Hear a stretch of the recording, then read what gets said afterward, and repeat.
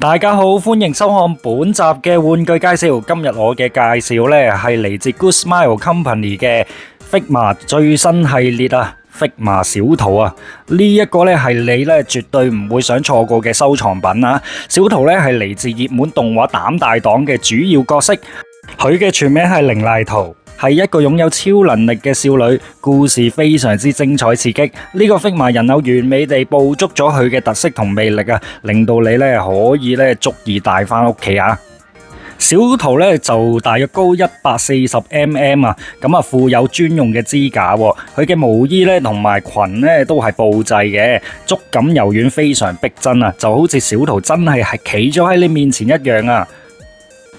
而且咧，佢仲附有咗3種嘅表情零件啊，普通臉、笑臉、戰鬥臉，令到你咧可以根據唔同嘅場景咧嚟調整佢嘅表情。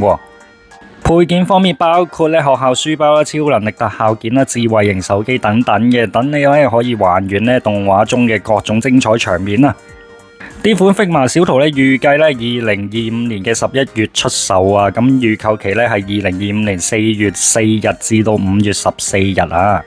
價格咧大約係13,800 yen 啊。